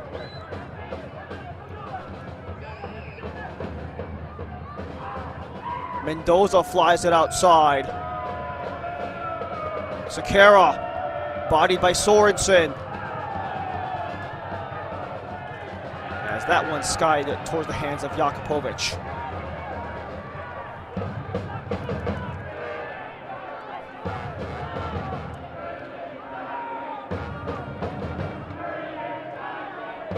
One more game in a busy 5-game month for CFC. They go to Inter Miami next, and what type of momentum can they potentially build, or maybe make Chattanooga's life just a little bit difficult after beating Toronto earlier this afternoon? Just an absolute screamer to claim that 2-1 victory. Barker-John on a goal, traveling in. Barker-John held off by Holbrook. Afterward, Chattanooga, they're going to have their hands full after that Inter Miami game, because the next time they're here at Findlay, it'll be August 8th, where Atlanta United 2 come into town in Atlanta. As we sit right now, officially 2 points above the playoff line. They want to cement that spot as Davis was offside again.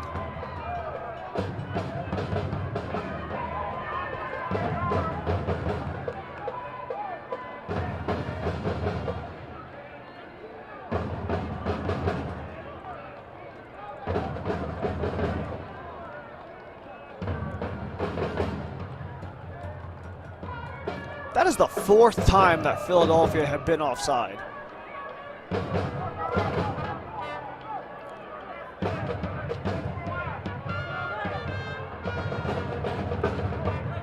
You don't know how many potential scoring chances were squandered by Philly because they were just a touch too far ahead of the final defender.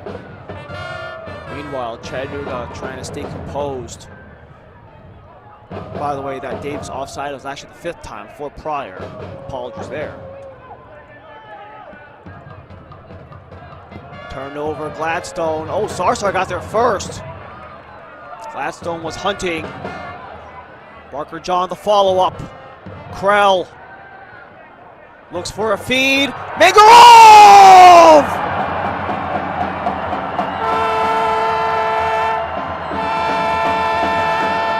An assist! Now a goal for the substitute, Daniel Mangarov. 4-0 for CFC.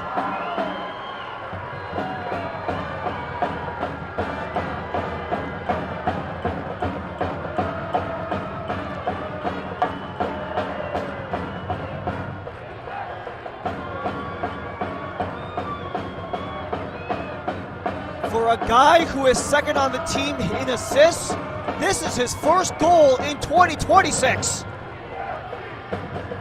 After 8 goals in the regular season in 2025, it took until the final third of the season to get his first in 2026. 20 matches in to this season.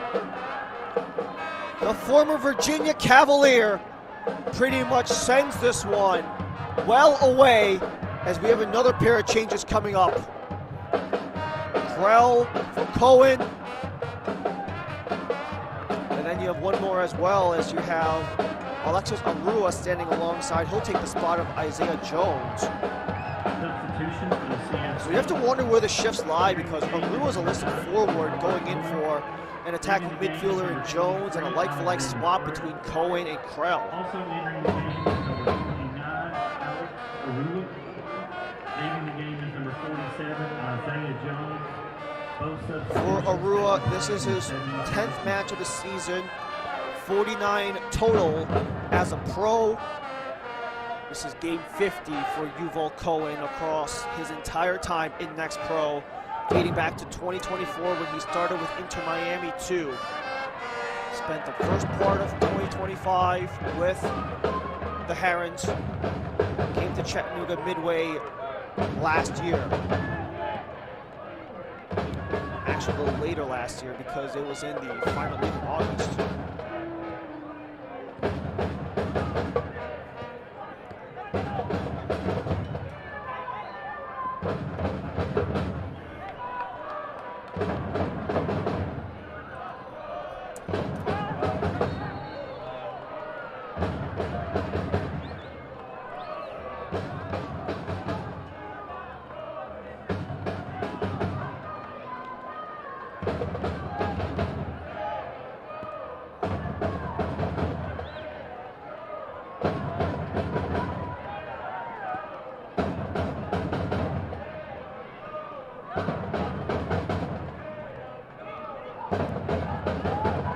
About a dozen minutes remain here in regulation.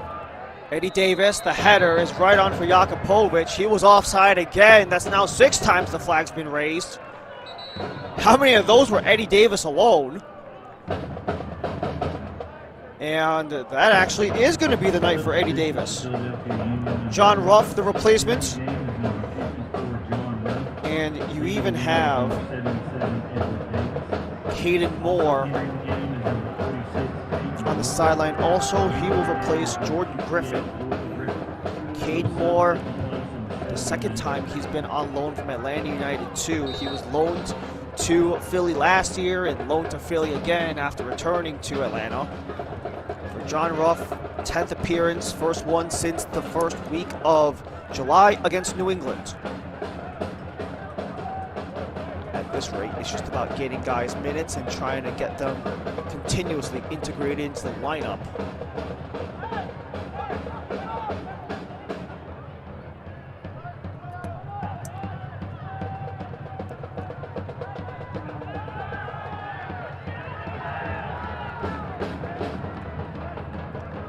Sorensen gets around Ruff.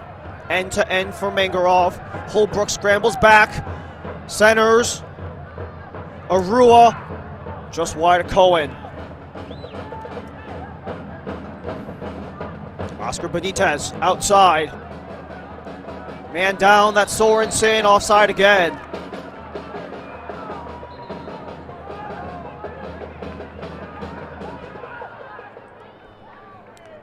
And with the flag going up, this is our time to tell you that No Foe Brewing Co. is the official beer of Chattanooga Football Club.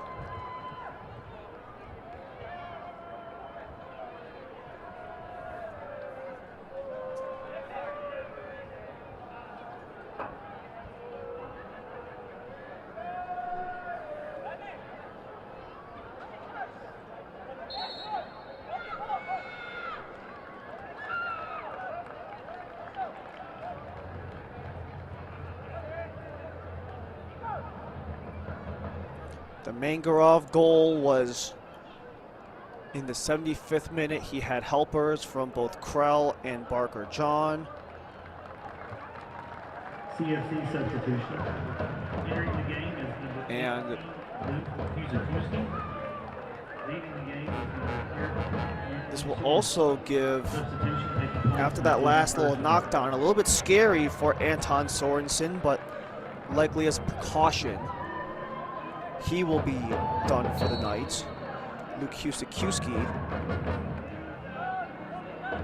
is in, a regular starter last year, not so much as much this year. Leading ahead, Yuval Cohen. And Cohen was the one who initiated contact.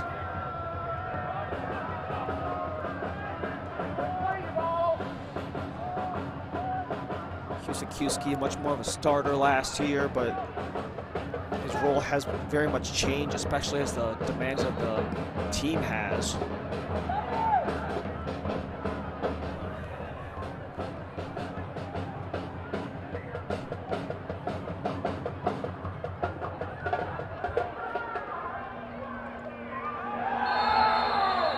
And that is going to be a penalty against Philadelphia as Cohen got dragged down.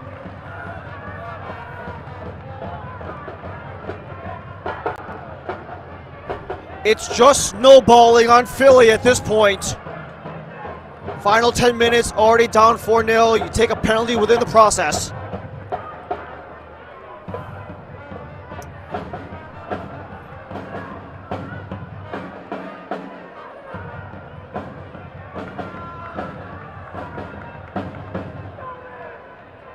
Yuval Cohen holds on to the ball. Only one goal scored this season, 12 appearances this year.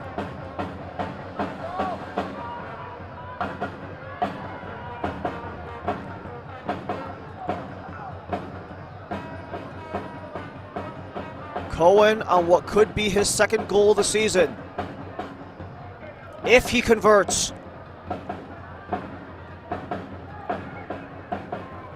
It was against Atlanta back in mid-June. Great save by Holbrook. Follow-up, Mangarov on the outside. Arua. And Kuzinski cycle back towards East Chalop, who actually, his secondary assist on the Barker John goal was rescinded, so it's just Barker John to Mangarov. Potential break here. Ruff couldn't get around Chalop. He'll dispatch for Louis Jean.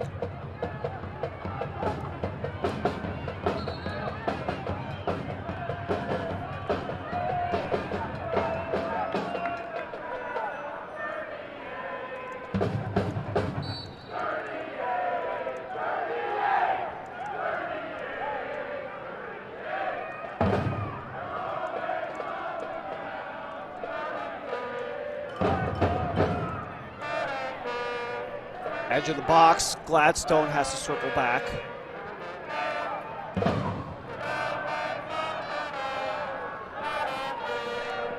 Barker John hit the back of Arua, around for Daniel Mangarov.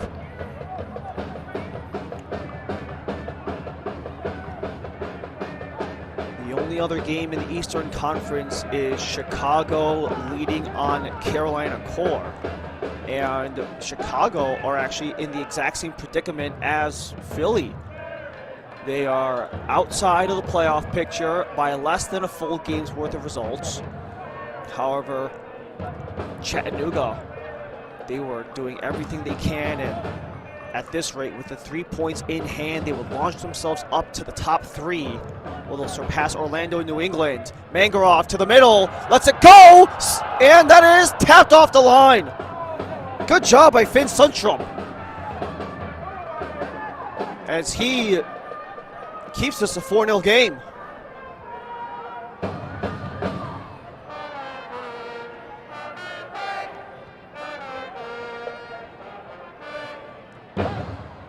And with the now 37 points that Chattanooga would have. That puts them within 3 of Crown Legacy, who currently sit at the #1 seed. But that is all dependent on what Columbus does in Connecticut tomorrow afternoon. 6 p.m. kickoff. All matches at Next Pro or on OneFootball or MLSNextPro.com, or even the MLS YouTube page.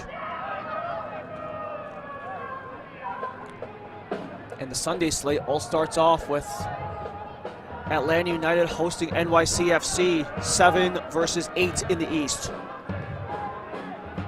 New England Revolution will go to Cincinnati, maybe to reclaim a top 3 slot. Orlando hosts Huntsville, same goes for OCB. And even for the context of Huntsville, they are not that far off the playoff line. Only 3 points to tie NYC, assuming all would hold. And also most likely NYC would drop because Chicago pretty much have this game close to in hand with their 3-0 lead on Carolina Core.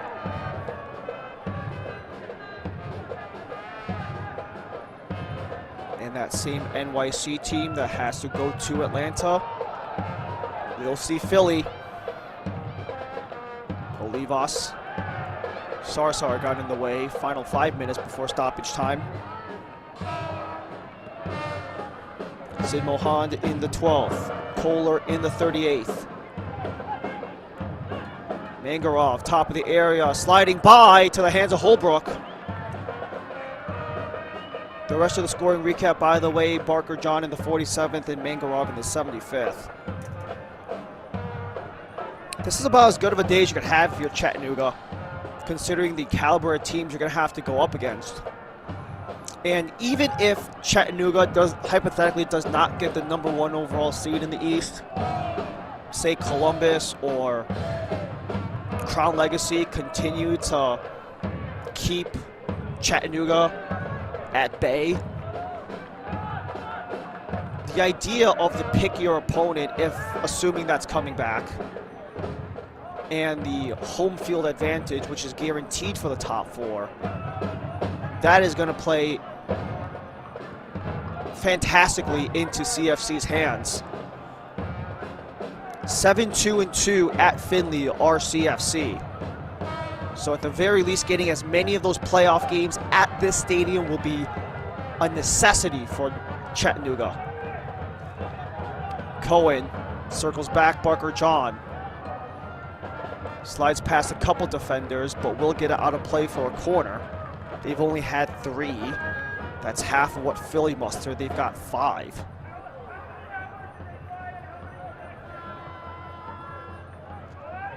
A lot of clarity in the roles and responsibility off the ball have favored Richard Dixon's side.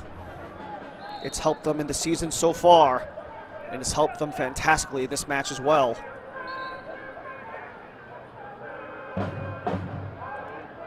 They go short, and they'll just keep this ball rolling. Coach Dixon just talking about giving guys confidence and clear expectations on what he expects from these guys going down the line.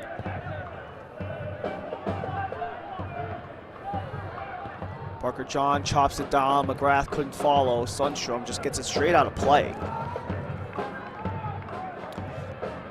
And Richard Dixon even talked about the long game potential of the #1 overall seed, how the top seed is the incentive. That's what you play for at the regular season, to show your dominance across the table.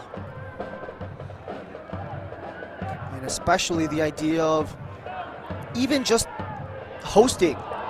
Barker John into the box. The chip is just high.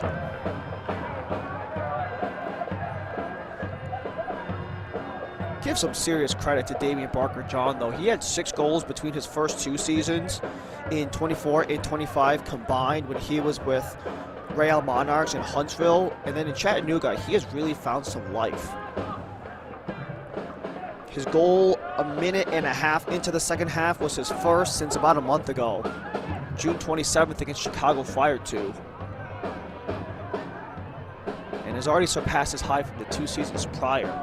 Just excellent in the development, especially for the ex-Louisville Cardinal.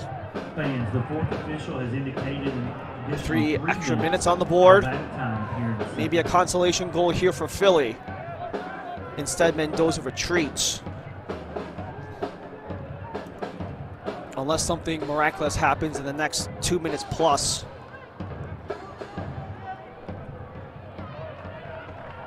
Rough. Out of play.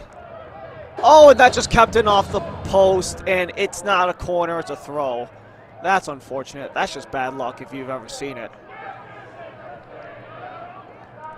But unless they break through in the next 2 plus, Philly will go scoreless for 276 minutes. That is 3 games continuously as another yellow card gets shown. That's Oscar Benitez.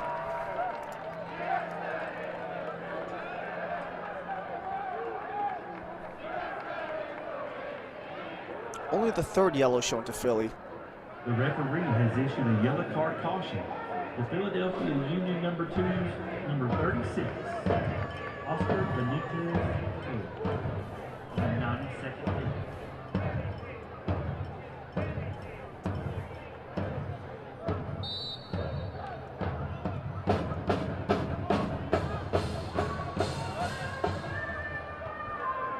Jakubovic sends it deep. Settled down by Gladstone.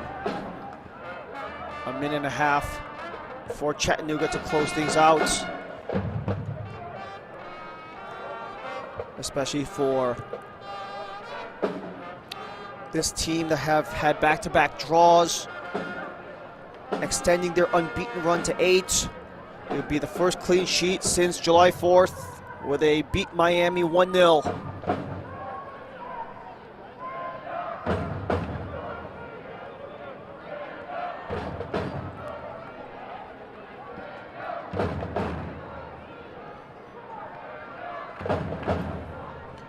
I'm sure Chattanooga would most certainly want to get back into the top 3, escalate from there, get as many cracks at the bit. Oh, Barker John got tripped up there. Get as many games as they can within that potential playoff run here at Findlay. Especially because this crowd has been excellent all night and they've had a lot to cheer about.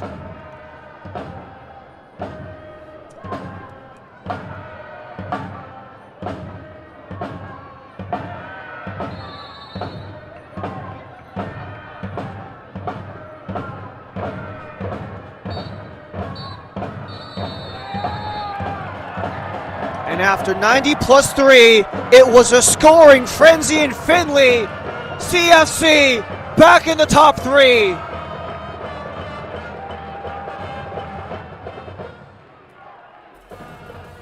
Both an offensively and defensively dominant performance, but our man of the match is presented by Adidas. And this game only took a dozen minutes to get up and running. It was Amzeon Sin Mohand. He was all over the pitch today, not only scoring the first goal at the 12-minute mark, it was his first goal of the season. He had the most shots of anyone on the pitch, and he most certainly showed why he deserved his shot in the starting 11 today. Amzeon Sin Mohand, your man of the match, presented by Adidas. And that will do it for us and our entire crew here at Findlay Stadium. Don't forget to watch MLS Next Pro all season long at MLSNextPro.com and OneFootball for our entire MLS Next Pro crew. I'm Ryan Lee. Chattanooga are back in the top 3. They beat Philly 4-0. Thank you so much for joining us. Have a great rest of your night. This copyrighted broadcast of Major League Soccer may not be retransmitted, reproduced, or rebroadcast without the express written consent of Major League Soccer.